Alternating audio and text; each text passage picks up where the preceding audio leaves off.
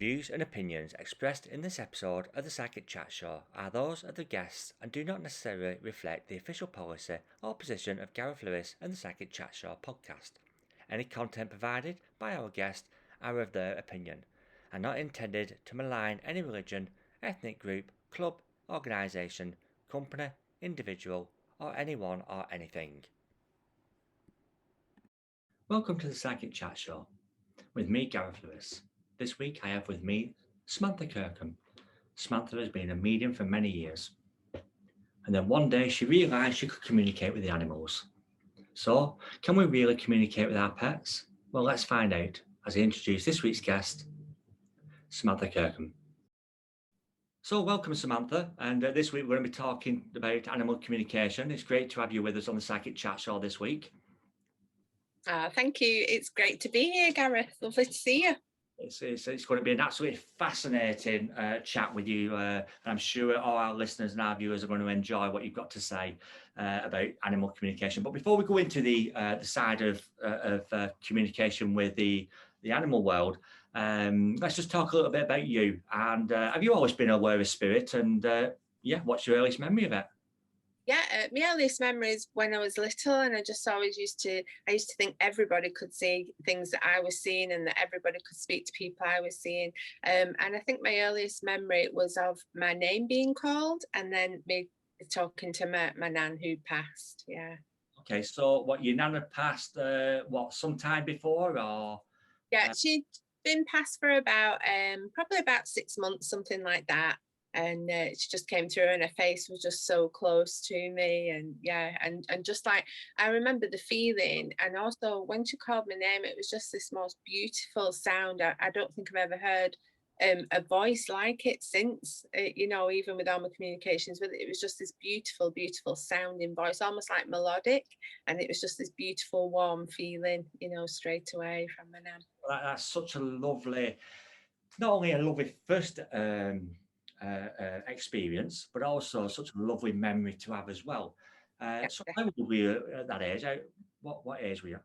I was probably about 3, around that. Yeah, it's crazy. It's amazing, because as our viewers already know by listening to a few of these podcasts, and the media I'm talking to, and when I say, when was your first memory, they kind of look at that 2-3-year-old, a lot of them. I can't remember what I did yesterday, so I can't go back that far. So that's amazing to have that experience, and that kind of like knowing that your grandmother is around you after she's passed. So when you had that experience, obviously you was only 3-year-old, and communication with your family would have been a bit more, you won't be able to express what you'd seen and saw. But in later years, as you've gone older, did you tell your parents or your family about that experience, and what did they think about it? Yeah, I did. I mean, my mum always had recollections of me telling her about either her friends or things like this. And sometimes she called me a snob, because at times I wouldn't take people on as a child. And obviously I was seeing beyond, what the face value type of thing. So my mum always gives me that type of a memory. But I just remember as well, as a child, feeling, when you wake up in the night and know you're not alone, and I've been running along the landing and telling my mum and dad. And like, I was brought up Roman Catholic, so, the two don't go together. But luckily for me, my dad was very naturally psychic, and he'd been along to development groups and things, so he understood it. So I do feel sorry for kids whose parents just think they've got a vivid imagination, so luckily I was really lucky in that respect, that I could speak to my dad about it. Yeah, that's good as well. Not only to be able to speak to your parents, but this sounds quite sexist in a way, but a lot of men normally, especially probably of your father's age, would have been, or should we not say age, but that era and that year would have had, oh no, it's rubbish, and dismissed it. So you're so lucky to have that.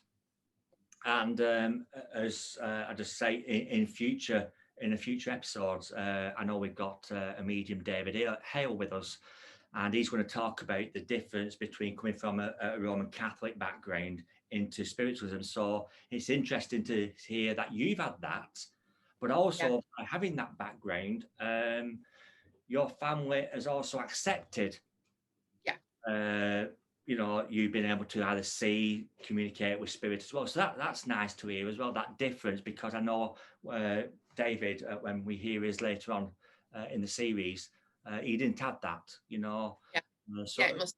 so you're very lucky to have that with it as well. So as I just go on, so medium, so even though they accepted it, was mediumship in your family? Was your grandmother, was your mum, was your auntie, was there anybody else who? Yeah, it kind of goes back on both sides.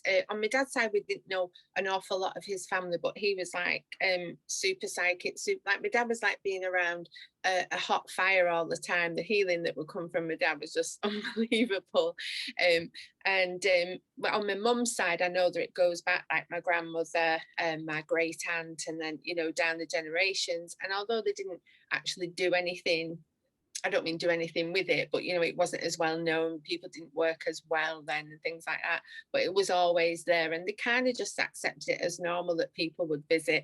Or I remember my great auntie always used to have this great thing of she would get this feeling and she'd be very unsettled until something happened, and then we'd hear of somebody either passing or something along those lines. So yeah. So it's always been talked about as well, and especially like saying the Roman Catholic household, which Yeah. any difference, but Yeah. every religion has their own beliefs as well. So so you've got it in your family, so it wasn't just something new to you, which is brilliant as well. But what actually took you from the step of you just knowing to either being able to give communication to a friend of yours, or stepping into the spiritualist church for the first time, or seeing a medium? How did you actually take that step from it just being you into other people do this as well?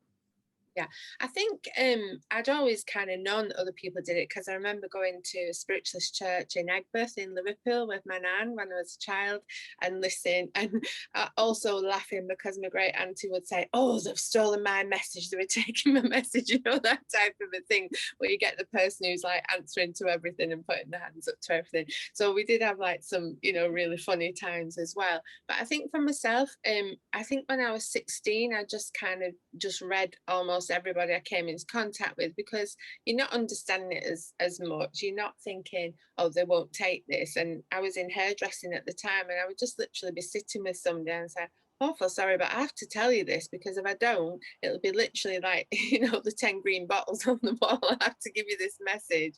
Otherwise I'll be, I'll just hear this voice in my head forever. Or, I'll be seeing somebody standing there saying, I haven't given this message. So I think it was like that. But then it kind of, when I had my children and things, I communicated with them. I'm also thinking, before my daughter was even here, I had like a conversation with her. It was crazy. But again, I just accepted it somehow. I must have just been very open-minded or very delusional. I'm not sure which. But yeah, so then eventually, like, Anybody like doing a job is a bit crazy in yeah, some. it is, and I think as well, I mean, now it's so well known and things are on the telly, radio, things like this podcast. But back then there was only like the greats, like Betty Shine and things like this, and Doris Stokes and people like that. So yeah, I just kind of went along, and just people go, oh, come to Sam, she knows things. And when I'd had my horse on the yard, there'd be people on the yard like thrusting the palms over my stable door, and I'm like, I'm not a palm reader. I just kind of, I'm like, well, how do you do this? I'm like, I don't know. If I knew, I would tell you, but I just kind of do this. I just know. But yeah, so I just went along doing like that, and then I remember going to Scammerdale Spiritualist Church, and Kate there just said to me, "Would you do a service?" And I was like, so nervous. I felt like I was going to be sick about 3 times before I actually did it. So I think it kind of started from then. I'd always done like bits of readings for everybody free and things, and then it kind of started from that, and I went on to do other church services. So you now you've taken that step, and you do demonstrations, and you do private readings, I take as well on occasions as well. So you've taken that step into mediumship by being, you could call yourself a working medium. I know you've got a proper job as well, but you do that. And that just going back just a second there, you said there about which I thought was interesting about did you say your daughter before she was born, but Yeah. then going into it, so you just mentioned the one daughter, but should we just say, do your children have the gift, as it were, or are they? Definitely. I mean, my son is 26 now, and he's freestyle kayaker, and he does crazy things like come off 128-foot waterfalls and things like this. And he's very free spirited, very barefoot, always in country and whatever. And he's gone all over the world. But back when he was about 10, he would tell me that he was speaking to this lady, and when he described her, it was my nan, and things like that. But he always has this great kind of self awareness. And also he would be sitting, I remember him kayaking, he'd be sitting in the eddy with people reading magazines about these famous people, and he would say to me, I will compete against these people, Mum, and I will meet them. And my God, he has gone on and done that. But then now he always says to me, oh, don't even look at my laptop or anything like that, you just send everything haywire. So he's always had that. And my daughter, particularly, like when she was a young girl, she would bring me leaves and pebbles. She had this thing, and she would like do a reading using these things. It was just absolutely knockout. Wow. And like I say, when I spoke to her at the time, her dad, I always had a name. I had my kids' names when I was 14. Weird, I know, but I just wrote these names down. And when I was pregnant with Crystal, her dad was wanting to call her Gemma. And she just said, I want my own name. I just heard this voice like, I want my own name. I want Crystal. And I was like, and at the time we were traveling to somewhere, and she told me everything we would see that day, how Brendan would behave. And, it was just, and I don't tell many people that. So You just turned around now and told quite a few people. yeah. I'm sure Chris will be happy about that. So does she now do anything like you? Does she work as a medium, or does she do any private sittings with her, or just readings for her friends or anything like that? Do like bits for her friends, and I keep trying to get her to go that way, but obviously we all have to have our journey when we have our journey. So she does have this amazing ability as well, and I wish she would take it further, and I do feel in the future she definitely will.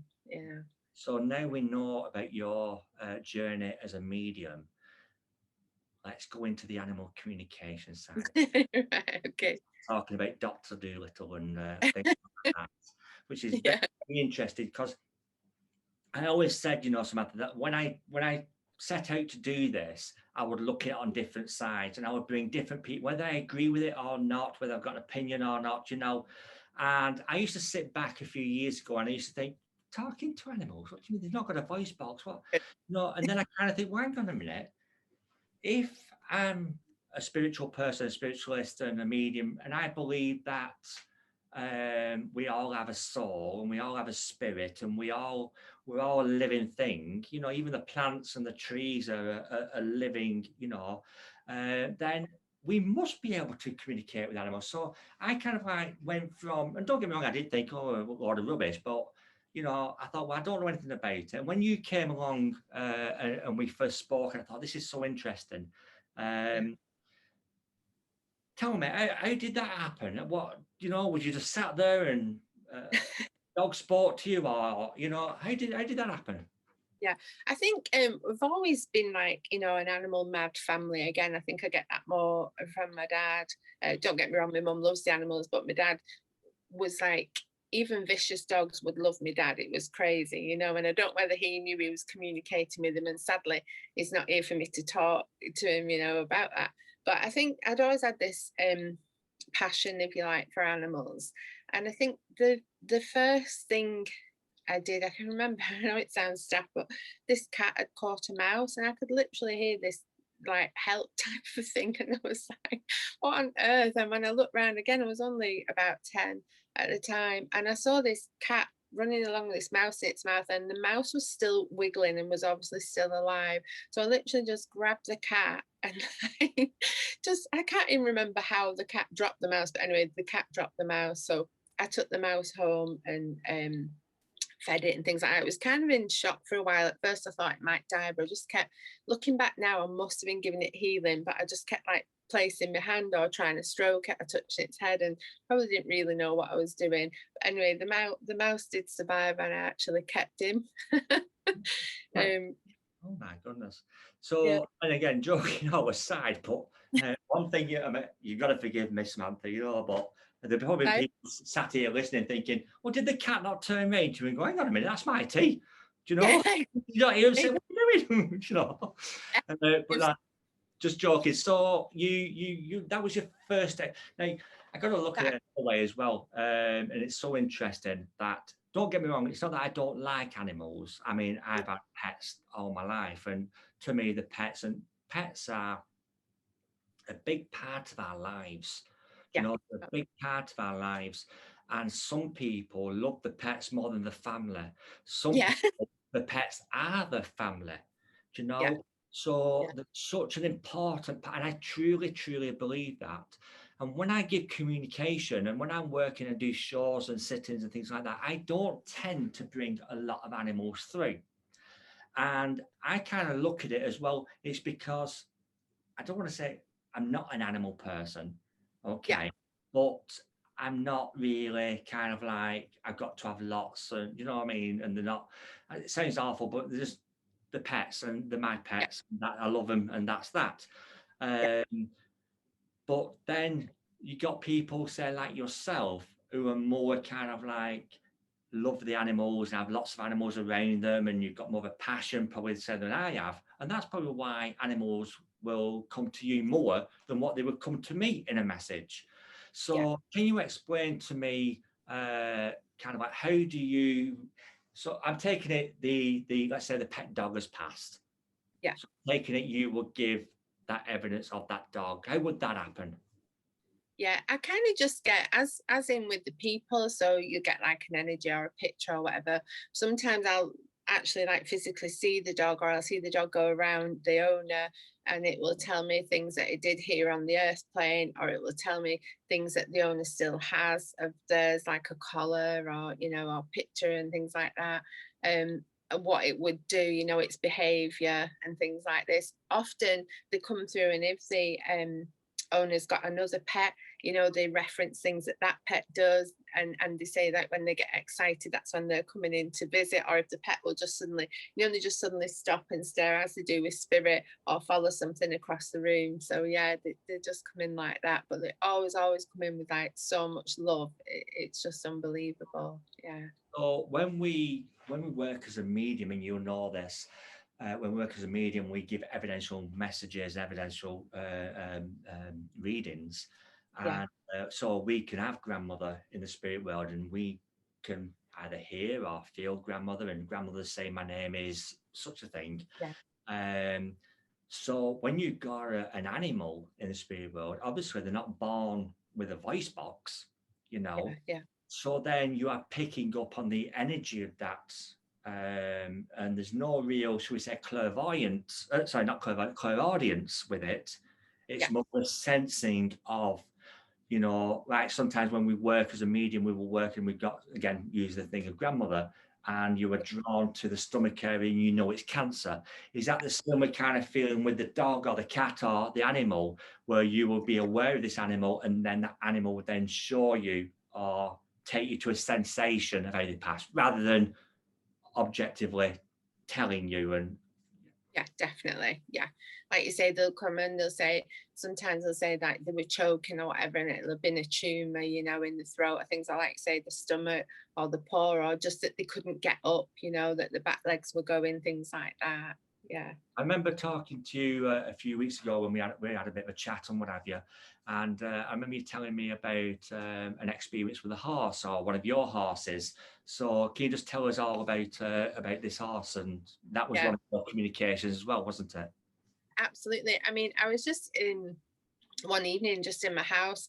I'd had horses in the past, and then obviously when you had children, I had a break without them, and I just heard this horse speaking to me, telling me that he was cold, that the stable he was in didn't have a window, that he didn't have a rug on, things like this. So I was like, well, who are you and where are you? And I literally, it wasn't that far away from me distance wise. It was probably about 5 miles, something like that.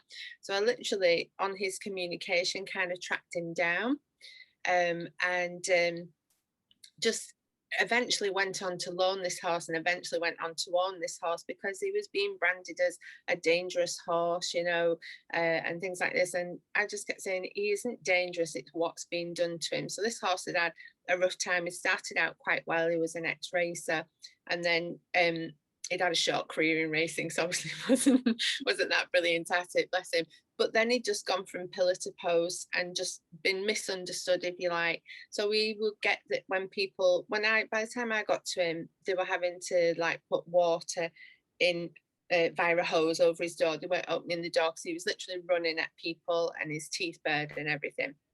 And I like communicated with him, and he told me that something had happened with him. That it was actually when he was having his feet done, and this farrier had literally given him a crack with the hammer, and he'd reared up and he'd hurt his back, and they kept continually trying to ride him after that, and he was throwing people off.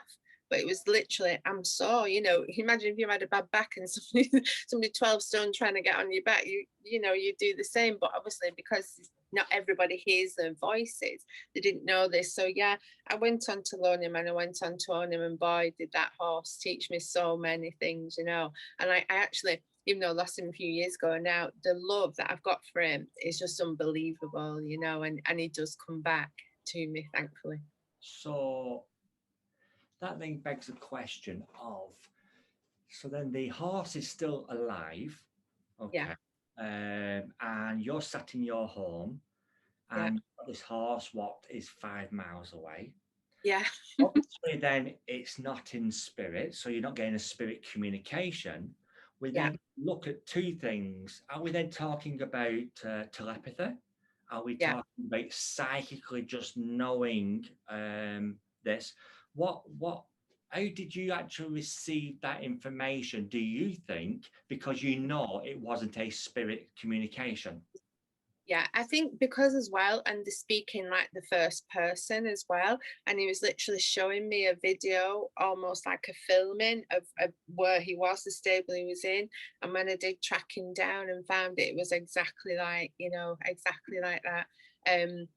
And it was just, I was like kind of blown away by it myself, and kind of thinking, am I going completely fruit loop now, because I know this horse is not passed, how is this working? So I had all my own questions as well, with this. So So do you think it was a psychic intuition that you just felt that somewhere within, let's say, a 5 mile radius or somewhere nearby, and then you yeah, got a vision, yeah, of where this could be, and then yeah, you went. So maybe then we can look at a psychic connection on that one. yeah, No, you correct me because you do it. I'm just looking at it as a medium's point of view. yeah, So, yeah, and the way I would interpret that is this is a similar kind of thing to what we do when we're working psychically. We can like, sit here and we just know that 20 miles, 100 miles, or even the other side of the world, let's say your son is out doing his work, jumping off things or whatever he does, and not saying anything's wrong or anything, no, but you just know that you yeah, need to talk to him, or that he's upset. So you're yeah, getting that not just a motherly, but you're getting that as a psychic kind of intuition to give your son a ring, and he's at the other side of the world. So yeah, so we can look at it as it's a similar thing. And again, you got to look at it. Animals are living things, and they've got a soul, they've got a spirit. yeah, So I'm sure we can communicate in that way. It kind of then, it intrigues me. So do people and your friends, do they think you're a bit of a Dr. Dolittle? Do they think you're a bit mad? Or do your friends kind of like, have they been proved now that, yeah, um, this is right? yeah. I think it kind of falls into the two categories. I think people that know me of a medium or whatever just kind of accept it. But people, when I've gone out to do readings, you can tell that they're skeptical at first, and then they're just like blown away. And I do, particularly with horses, they seem to like to do it. I call it not a horse reading, I call it grass your owner on, literally, because they will tell some tales about their owners. It's just so funny. Yeah, absolutely funny. The things that they'll say. I know, I say on us talking previously, I know that you're able then to go and be in the company of an animal, whatever it may be, and Yeah, then you're able to not necessarily predict, but pick up if the animal isn't well or what area. yeah, So, what's one of your kind of like experiences of that? Where you sat with an animal and you then, I'm not going to say you've saved the animal, but you've yeah. helped the owner to say, right, you need to the vet because I feel there's, what. Yeah, totally. I've done this with an animal. Again, that was a horse in particular, where they didn't really know what was wrong with him, but he just intermittently went lame, which is, not walking soundly, things like that. And I think at the time there was a feeling that it was in his feet, but he kept telling me it was in his shoulder. So because the owner is pretty much open to all this, and because I given like a reading to another horse of theirs, and that had kind of proved right. She was right. Okay, well, we'll get this looked at a different way, and we'll send him to a different place and a different vet. And lo and behold, it did turn out that the injury was in the shoulder, which was then affecting the feet. So I think, in that case, they might have been treating the feet, whereas it was always the shoulder. It's crazy. And I also got a horse that kept having pain. Again, when it was being ridden, it was throwing its head up and things like this. And again, it was a tooth. It was an actual tooth that was giving the horse, the old crocodile tale from years ago, with that. But it was literally saying, I'm in pain here. So it was literally throwing its head up all the time. And it kept just saying to me, I'm not being naughty. I'm not being naughty. I'm in pain. It was literally, clear as day to me. Again, they got like the equine dentist in, sorted that out, and away they go. Or So you've had experiences where, let's just say the vet or even the owner has thought, oh, they've got a problem with a leg, and you've yeah, got the problem's not the leg, the problem's more the groin or so and then you've been able to, I don't know because I don't, you might correct me on this, but you're not a vet, are you? You're not a trained, and I always say that, I always say I'm not a vet. I can't give you veterinary advice. I'd always advise your vet to be your first port of call, things like this. But I can only pass on the information that animal is giving to me. like anything, Samantha, as well, isn't it? It's when we do this as a medium, as long as our client goes out at the reading feeling some kind of say hope or some kind of just knowing, it doesn't Yeah, matter how it's given, or yeah, whether it's for an animal or whether it's for a loved one, yeah, it's still a message what needs to be passed over. yeah. So just before I move on to the next part, because you're such uh, um, a vast kind of medium, and we'll go on to it in a second, but I just want to ask you then, is it not spirit giving you the information about the pet? It's definitely the pet. So you understand what I'm saying, you understand the difference between a spirit reading, i.e. from grandmother, to a Yeah. spirit reading, this is now the dog and not the grandmother, it's the dog. So you know, you can differentiate that, you can know the Yeah, difference. totally. And also, often, because like I say, they'll speak in the first person, so they'll say my leg's hurting, my shoulder's hurting, I don't like that food, or whatever it was. I don't like who they brought in. I just don't like this new puppy, or whatever it is. So it is kind of like in the first person, when they are communicating. And also your gifts don't just end there. So we know you're a medium, we know you're a psychic, we know you're Dr. Doolittle, but you're also a pet detective. Yeah, yeah. Can you just give us an idea of, so let's just say someone's lost their cat. Would they come to you and say, do you know where he or she is? Has that happened? yeah, that's happened before, and I've literally had messages, like a Facebook message, and say, "Oh, my cat's this and that. Do you pick up?" Because people are always scared that the cat's got run over or something awful's happened. Straight away, I can kind of communicate and tell them, "No, the cat's either such thing," and describe where it's around, things like this, or literally again, like receive a picture like Jess has shown to me, and I'm like, "Well, I don't know the area, but this is how I feel." But I remember one of them, I got a message from a friend, and she said, "My friend's dog's gone missing. This dog's so important to her. She recently lost her mum and things like this." And she said the dog, they just can't lose the dog as well on top of this. Have you any idea? And I think at the time, I'm sure I was also doing some bit of a reading or something like that. So I just said to the person, "Can you just give me a couple of minutes? I'm so sorry about this." It was a friend. It wasn't like, it wasn't a paid for thing or a service there, but it was just my friend. So I said, "Give me 5 minutes." So I literally tried to connect with this dog, and I'm like, "Where are you?" It showed me this fields and everything, but it kept showing me this telegraph pole really significantly. So I'm like, "Okay, so they're looking for you. You need to go back. You need to go there." I know it might sound crazy, but they'll come and look for you. And I also gave the dog, sounds mad this, a time of 11 o'clock. It sticks in my mind. So I said, because it was going dark and they were worried, so I said, "Go to that telegraph pole, sit there and don't move, because they're coming for you at 11 o'clock. Now, people might say, "How do you know the time?" or whatever. But the animals know a lot more than we give them credit for, a lot more. Not saying they have a watch and they can tell the time, but this dog knew, right, I need to go and sit at the telegraph pole until my owners come. So I sent the message through. I said, "You'll find the dog in the field, sat near the telegraph pole at 11 o'clock." Described a couple of other things that was around in the area. And anyway, so she said to me, "They've already looked there." I said, "I know it wandered off again. It'll be there." But then I'm thinking, my God, what if I'm wrong? Because there's always that element of self-doubt, or, our egos come in and go, "But what if you're wrong?" So anyway, I was just overjoyed when about 10 minutes later, she sent me a message and said, "Oh, it's just amazing. I can't believe it.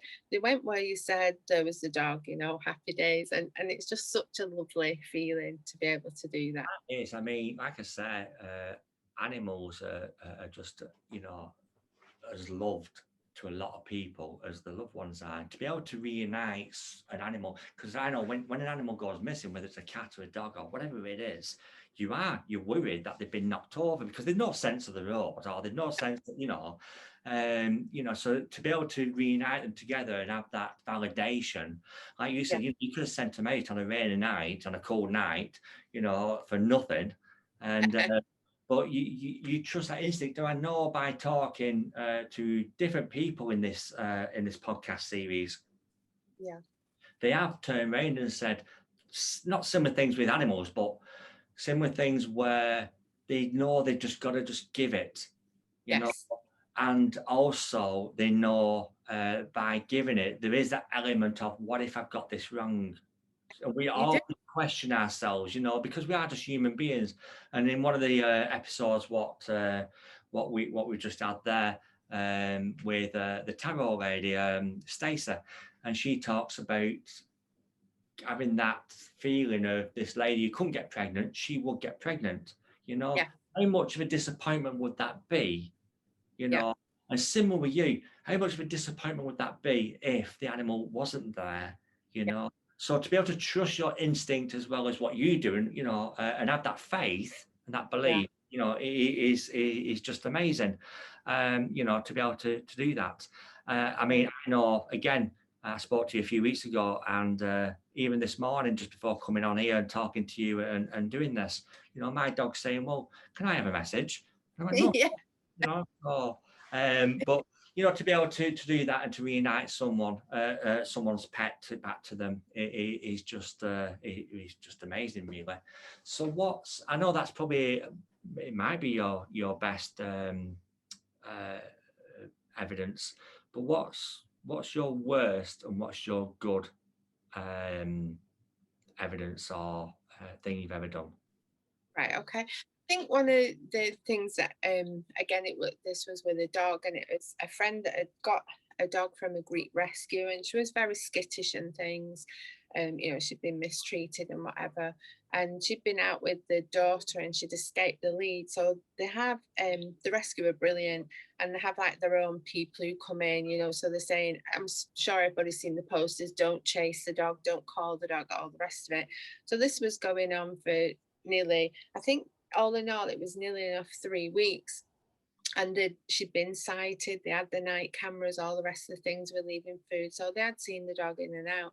Anyway, the last straw was that they couldn't get near enough to so they were going to kind of dart, like tranquilizer, if you like. And I just said to my friend, I said, I'm going to try. 'Cause I kept saying where I felt she was again, and they were saying, yeah, she's been spotted around that area. And I said, I'm going to try and communicate with her. I said, I'm going to literally say, you don't want to be darted. You don't want, you really don't want this in your backside. So you'd be best going home. And I remember saying to Michelle, she will just walk in. All these people helping, it's fabulous, but sit at the door. I remember saying to her, sitting in the door, leave the front door open, leave your lounge door open, and she's just going to come walking in. And then after, I thought, what on earth am I talking about? Because all these professionals have been helping and whatever. But again, it was that knowing, that absolute faith that would be what would happen. Meanwhile, I was kind of communicating with the dog and saying, you're going to have this dart in your bum and it's not going to be nice. So if you're anywhere near your home and you can get back safely, you do that. The door's open, your mum's there, as I was called, the owners, your mum's there waiting for you. She's got this treat, that treat, all of this. And so I just said, just sit quietly. And I think that was around about 2:30 in the afternoon. And sure enough, the dog came back, and it, like, I don't know how the owners feel, but it literally blows my mind as well. Even though I've seen it happen, it's just fabulous. So I feel that was like one of my best experiences, and it was lovely because I knew the owner as well, so I could have the feedback. I think one of the worst experiences for me was with a horse who had a number of complaints going on. And what people forget when they're around the pets is it's like us, if you can hear somebody talking in the next room, so the animals hear everything that's been going on. And people, years ago, I think nurses were told, like, don't speak over a patient's head and things like that, because the last thing to go is your hearing. So animals always know what's been going on. So there was a horse who'd had a complaint, and I wasn't reading the horse, but I was within that type of environment. And I know that the owner was going to put the horse down. I went and had a word with him and was like, just stroking him and comforting him and things like that. And he just literally said that he wasn't ready to go. Now, I know that people, they won't put a healthy animal down, or they try not to, and things like this. And it just broke my mind, because I knew that the girl had made a mind up and there was nothing I could do. And I think I did actually tell her. I was brave enough to say, I don't think he's ready to go yet, but I had to leave the yard that day because I just could not be around it, and that kind of broke my heart in a way. That you just felt like you couldn't do anything, and this is where, again, conversations I've had where we've turned around and said, sometimes we can help in a way, but we can't stop what's happening. What's going to happen, the inevitable, but we can guide, or we can help. And there are situations where a medium not necessarily can. I mean, a lady on one of the podcasts turned around to me and said, if I told you that you was going to get hurt if you went to the pub tomorrow, and then you went and you got hurt, or if you didn't go, you then find out the day after a fight had broken out, or have I stopped you, or have you, so it is, sometimes we just can't stop.